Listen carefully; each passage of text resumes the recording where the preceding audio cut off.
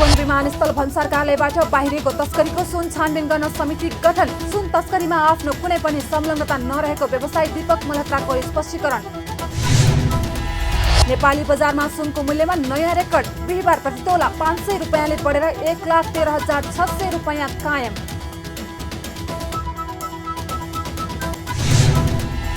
र आगामी साता मौद्रिक नीति सार्वजनिक गर्ने राष्ट्र बैंकको तयारी। आर्थिक वृद्धिको लक्ष्य हासिल हुने गरी मौद्रिक नीति जारी गर्न अर्थ समितिको निर्देशन।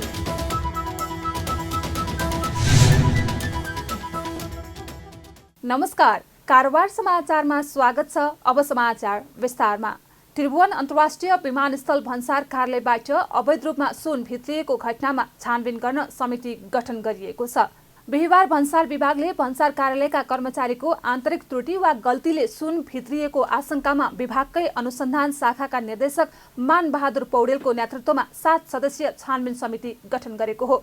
मंगलबार विमानस्थल भन्सारबाट जाँच पास भएको करिब 100 किलो सुन राजस्व अनुसन्धान विभागले बरामद गरेको थियो। हङकङबाट आएको क्याथे पेसिफिकको जहाज हुँदै गत मंगलबार स्कुटर तथा बाइकको ब्रेक शू ल्याइएको भनेर भन्सार जाँच पास गराइएको थियो। उक्त प्रकरणमा सुन जाँच पासमा संलग्न 2 जना कर्मचारीलाई निलम्बन समेत गरिएको छ। जाँच पासमा अधिकृत सन्तोष चन्द र कुमार ढकाल संलग्न रहेको आरोप छ। संलग्नताको आरोपमा हालसम्म भन्सार एजेन्ट सहित 6 जना पक्राउ परिसकेका छन् भने योजना बुन्ने मुख्य व्यक्तिको खोजी भइरहेको छ। बिहिबारे सुन तस्करीमा संलग्न भएको आशंकामा त्रिभुवन अन्तर्राष्ट्रिय विमानस्थल अध्यागमनबाट लिङ चुवाङ नाम गरेका एक चिनिया नागरिक पक्राउ परेका छन्। नेपाल छाडेर जाने तयारीमा रहेका बेला त्रिभुवन अन्तर्राष्ट्रिय विमानस्थलबाट अध्यागमनले नियन्त्रणमा लिएर राजस्व अनुसन्धान विभागलाई बुझाएको हो। भन्सार जाँच पास भएर भन्सार परिसरबाट बाहिरिन लागेको ट्याक्सीबाट उक्त सुन राजस्वको टोलीले बरामद गरेको थियो। विशेष सूचनाको आधारमा केही दिन अगाडिदेखि टोली परिचालन गरिएको र मंगलबार साँझ उक्त सुन बरामद भएको विभागले जनाएको छ। परीक्षणबाट बरामद भएको उक्त पहिलो धातु सुन प्रमाणित भएको र त्यसको व्यवस्थापनका लागि बिहिबार नै बबरमहल स्थित नेपाल राष्ट्र बैंकको टक्सार महाशाखामा बुझाइएको छ। यस प्रकरणमा चर्चित व्यवसायी एवं नेपाल चेम्बर अफ कमर्सका उपाध्यक्ष दीपक मल्होत्राको समेत नाम जोडिएर संसार माध्यममा आएको छ। चेम्बर उपाध्यक्ष मल्होत्राले भने उक्त प्रकरणमा आफू र आफ्ना परिवारको संलग्नता नरहेको दावी गर्दै संलग्नता पुष्टि भए कानून बमोजिम कारबाही भोग्न तयार रहेको स्पष्ट पार्नु भएको छ। बिहिबार काठमाडौँको एक होटलमा पत्रकार सम्मेलन गरी व्यवसायी मल्होत्राले सुन काण्डमा आफ्नो संलग्नता रहेको प्रमाणित भए जुनसुकै कारबाही भोग्न तयार रहेको बताउँदै वास्तविक सुन तस्करीलाई जोगाउन नियोजित रूपमा आफ्नो नाम जोडिएको दावी समेत गर्नुभयो। जुन अहिले हिजोको सुनको घटना घट्यो त्यसमा मेरो संलग्नता म छ भन्ने कहीँ पुष्टि हुन्छ भने म नेपालको कानुन बमोजिम भोग्नुपर्ने सबै सजाय म भोग्न तयार छु। तर जुन किसिमको एउटा अनर्गल प्रचार गरियो त्यो गलत हो। म यो खालको धन्दामा कहिले पनि संलग्न थिएन। 1 अर्ब रुपैयाँ भन्दा बढी पर्ने तस्करीको उक्त सुन व्यवसायी मल्होत्राको भएको प्रारम्भिक अनुसन्धानमा देखिएको भन्दै विभिन्न समाचार माध्यममा आएको थियो। यता त्रिभुवन विमानस्थल भन्सार परिसरमा थप 100 किलो सुन रहेको आशंकासँगै विभागले विशेष अपरेसन पनि जारी गरेको छ। मंगलबार भेटिएको तस्करीको सुन हालसम्मकै धेरै हो। यसअघि भन्सार छली अवैध रूपमा भित्रिएको 88 किलो सुन काठमाडौँमा क्षेत्रपाटीबाट बरामद भएको थियो। सांसदहरूले तस्करी, भ्रष्टाचार र अनियमितता बारे प्रभावकारी छानबिन गरी संलग्नलाई कानुनी दायरामा ल्याउन माग गरेका छन्। बिहिबार बसेको राष्ट्रिय सभाको बैठकको शून्य समयमा बोल्दै सांसदहरूले तस्करी नियन्त्रणका लागि प्रभावकारी कदम चाल्न सभाध्यक्ष मार्फत सरकारको ध्यानाकर्षण गराएका हुन्। साथै अवैध सुन भित्रिएको सम्बन्धमा ठूला नेताहरूको नै संलग्नता रहेको भन्ने आरोप लागेको भन्दै निष्पक्ष छानबिन हुनुमा आशंका पनि व्यक्त गरेका छन्। बैठकमा राष्ट्रिय सभाका सांसद गोपाल भट्टराईले करिब 1 क्विन्टल सुन प्रकरणमा गृहमन्त्री नारायण काजी श्रेष्ठ र पूर्व सभामुख कृष्णबहादुर महराको नाम समेत मुछिएको समाचार आएको टिप्पणी गर्दै सो प्रकरणमा ठूलाहरूले नै संलग्न रहेकाले निष्पक्ष छानबिन हुने विश्वास समेत आफूहरूमा नभएको बताउनुभयो। उहाँले सुन तस्करहरूले राज्य सञ्चालनमै हस्तक्षेप गरिरहेको आभास भइरहेको समेत बताउनुभयो।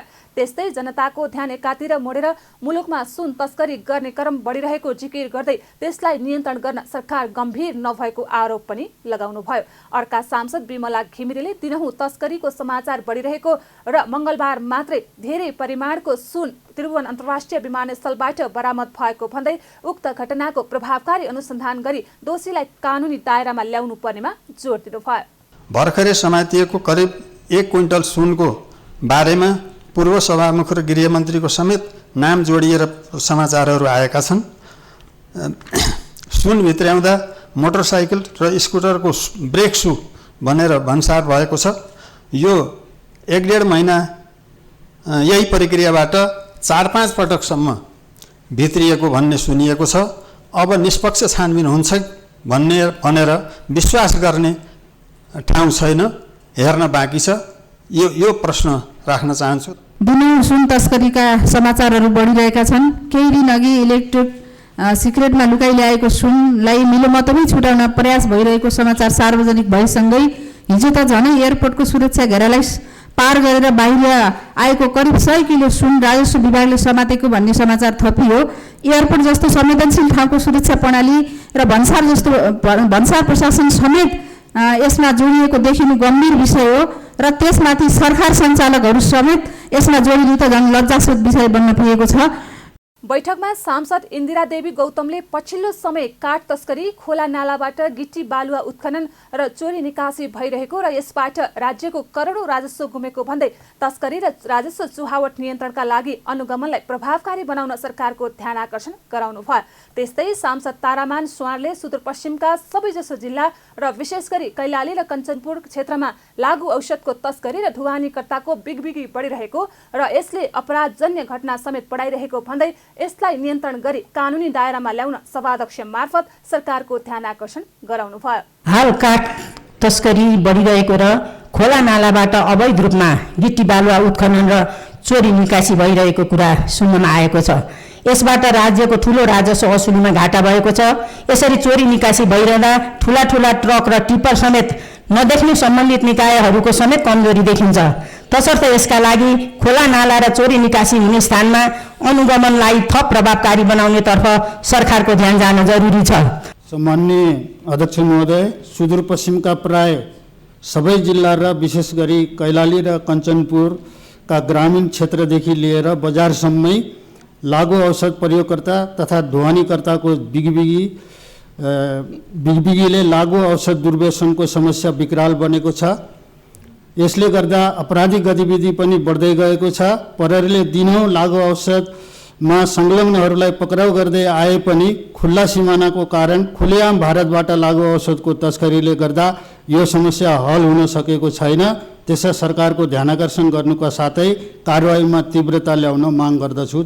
शून्य समयमा बोल्ने सांसदहरूले लम्पी स्किन महामारीको रोकथाम नियन्त्रणका लागि सरकारले प्रभावकारी कदम चाल्नुपर्नेमा पनि जोड दिएका छन्। यस्तै भूमिहीन दलित र सुकुम्बासीहरूको समस्या समाधान गर्न, सिंहदरबार परिसरको राष्ट्रिय अभिलेखालयको संरक्षण सम्वर्धन गर्न, फोहोरको व्यवस्थापनका लागि अल्पकालीन तथा दीर्घकालीन समाधान खोज्न लगायतका विषयमा पनि सरकारको ध्यान आकर्षण गराएका छन्।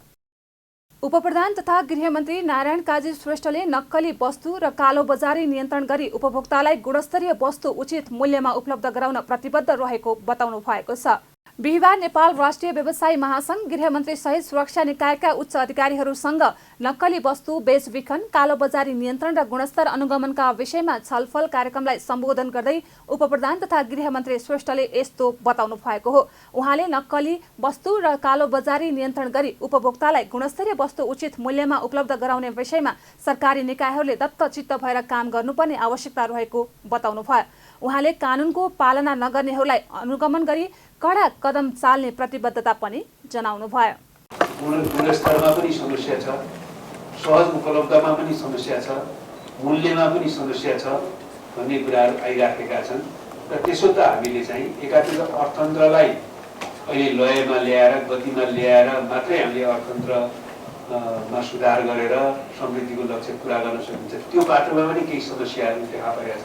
कसरी राज्यलाई सुदृढ बनाउने, कसरी अर्थतन्त्रलाई लयमा ल्याउन, सबै कुराहरूलाई समन्वयात्मक ढङ्गले अगाडि बढाउने भन्ने बारेमा ध्यान दिन जरुरी छ भने अर्कोतिर उद्योग धन्दा व्यवसायहरू माने जहाँनिर अनियमितता भएको छ त्यहाँ हामीले चाहिँ ठिक ढङ्गले अनुमान गर्नुपर्नेछ भने उहाँका पनि आफ्ना केही समस्याहरू छन्, त्यो समस्याहरूलाई सम्बोधन गर्नेछ।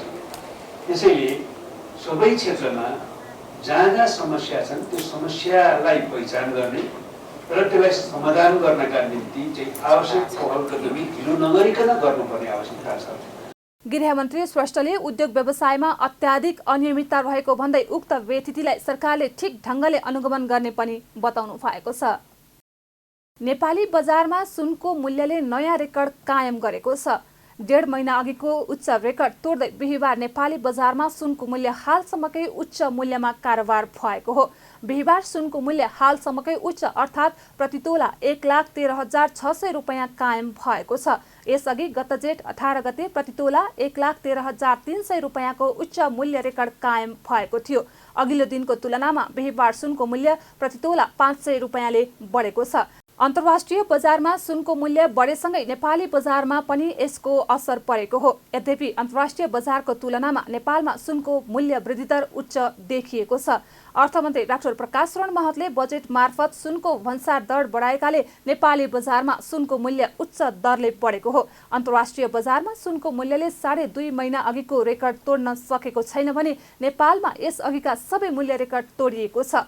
2.5 महिना अघि अन्तर्राष्ट्रिय बजारमा प्रति औंस $2050 हाराहारी रहेको सुनको मूल्य 20 दिन अघि $1900 को हाराहारीमा छरेको थियो। हाल भने प्रति औंस $1985 को हाराहारीमा रहेको छ। चाँदीको मूल्यले भने नेपाली बजारमा 3 दिन यता दैनिक उच्च रेकर्ड बनाइरहेको छ। मंगलबार प्रति तोला 1480 रुपैयाँमा कारोबार भएको चाँदी बुधबार 1490 रुपैयाँमा पुग्यो भने बिहिबार 1495 कायम भएको छ। अर्थ समितिले चालु आर्थिक वर्षको बजेटले लिएको आर्थिक वृद्धिको लक्ष्य हासिल हुने गरी मौद्रिक नीति जारी गर्न निर्देशन दिएको छ। बिहिबार बसेको प्रतिनिधि सभा अन्तर्गतको अर्थ समितिको बैठकले चालु आर्थिक वर्षको मौद्रिक नीतिमा सामञ्जस्यता कायम गरी बजेटले लिएको आर्थिक वृद्धिको लक्ष्य हासिल हुने गरी मौद्रिक नीति जारी गर्न नेपाल राष्ट्र बैंकलाई निर्देशन दिएको हो। बैठकमा समितिका ज्येष्ठ सदस्य सभापति सन्तोष चालिसेले बजेटले लक्ष्य लिएको आर्थिक वृद्धि गर्न आवश्यक पर्ने लगानी र आर्थिक गतिविधि चलायमान हुने गरी मौद्रिक नीति जारी गर्न निर्देशन दिनुभयो। उहाँले आन्तरिक उत्पादन वृद्धि र रोजगारीलाई प्रोत्साहन गर्ने र अर्थतन्त्रलाई चलायमान बनाउने नीतिहरू अवलम्बन गर्न, बैंकहरूले प्रवाह गर्ने कर्जाको सुपरीक्षण गर्न, संयन्त्रलाई प्रभावकारी रूपमा परिचालन गर्न पनि निर्देशन दिनुभयो।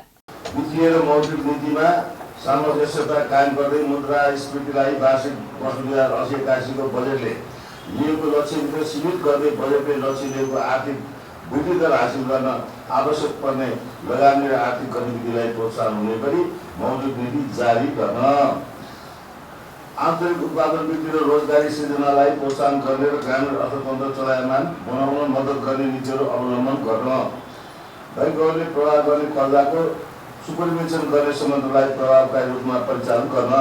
हामी चाहिँ यति निर्णय चाहिँ हामी चाहिँ आज गर्दैछौँ। समितिका सभापति चालिसेले अनुचित कारोबार गर्ने सहकारीको नियमन राष्ट्र बैंक मार्फत गर्ने गरी आवश्यक र समन्वयको विषयमा अध्ययन गरी लिखित रूपमा समितिमा उपलब्ध गराउन पनि निर्देशन दिनुभयो। यसअघि बैठकमा राष्ट्र बैंकका गभर्नर महाप्रसाद अधिकारीले बजेटले लिएको आर्थिक वृद्धि दरको लक्ष्य हासिल गर्ने, मूल्य वृद्धि नियन्त्रण गर्ने र बाह्य क्षेत्र व्यवस्थापन हुने गरी चालु आर्थिक वर्षको मौद्रिक नीति जारी गर्ने स्पष्ट पार्नुभयो। उहाँले पछिल्ला दिनमा बाह्य क्षेत्र सन्तुलित अवस्थामा रहेको, ब्याज दर घट्दो क्रममा रहेको, पर्याप्त तरलताको अवस्था लगायतका केही सकारात्मक सूचक देखिए पनि मूल्यवृद्धि नियन्त्रण हुन नसकेको, सञ्चित कोष घाटामा रहेको, कर्जा विस्तार सुस्ताएको लगायतका समस्या कायमै रहेको पनि बताउनु भएको छ। समग्र बाह्य क्षेत्रको सन्दर्भमा चाहिँ हामी यो साल अलिकति राम्रो अवस्थामा पुगेका छौँ, निकै सहज अवस्थामा पुगेका छौँ। ब्याङ्किङ क्षेत्रतर्फ निक्षेप परिचालन चाहिँ राम्रै रहे तापनि कर्जाको विस्तार यो साल कम हुन गएको छ।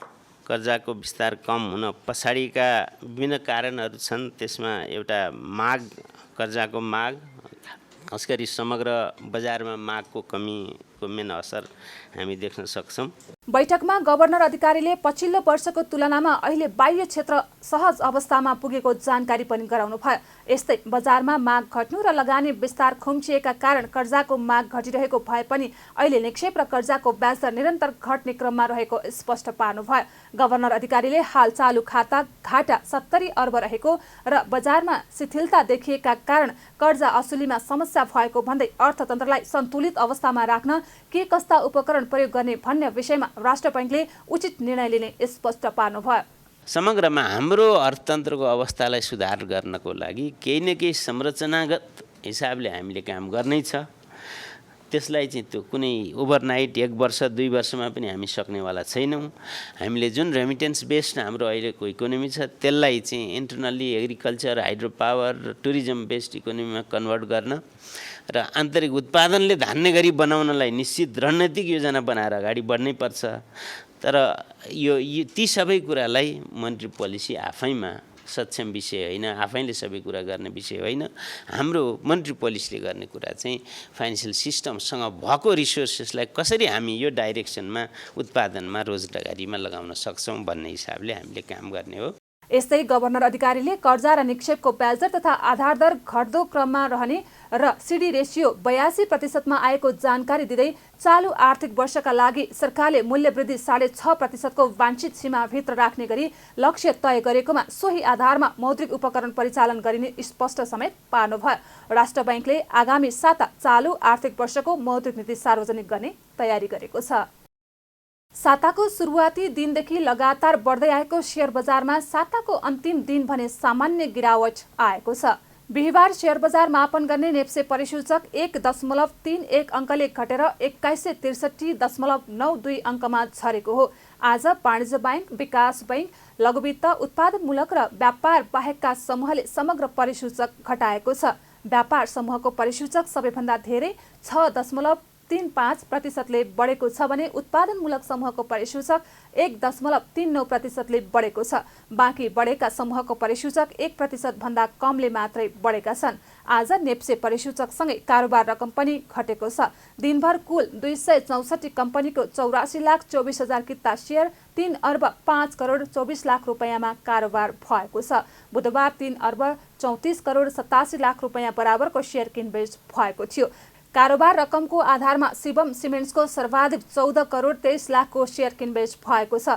घटेको बजारमा लिबर्टी इनर्जी कम्पनी लिमिटेड र विशाल बजार कम्पनी लिमिटेडको शेयर मूल्यमा 10% ले बढेर सकारात्मक सर्किट लागेको छ भने सिटिजन्स म्युचुअल फन्ड 2 र कुमारी इक्विटी कोषको शेयर मूल्य 10% ले बढेर नकारात्मक सर्किट लागेको छ। कारोबार समाचारमा अब सुन चाँदी र विदेशी विनिमय दर सम्बन्धी जानकारी।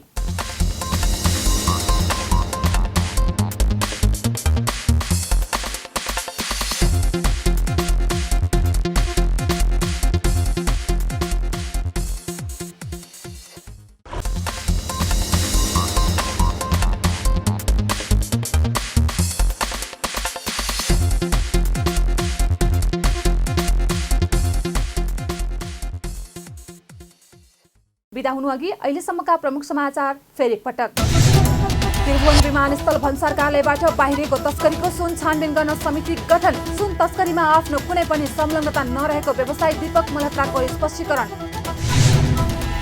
नेपाली बजारमा सुनको मूल्यमा नयाँ रेकर्ड। बिहिबार प्रति तोला 500 रुपैयाँले बढेर 1,13,600 रुपैयाँ कायम।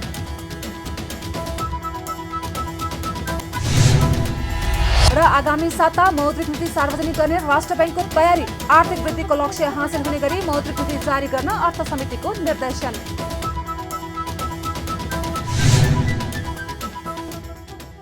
कारोबार समाचार सकियो। हामीलाई बिदा दिनुहोस्। नमस्ते।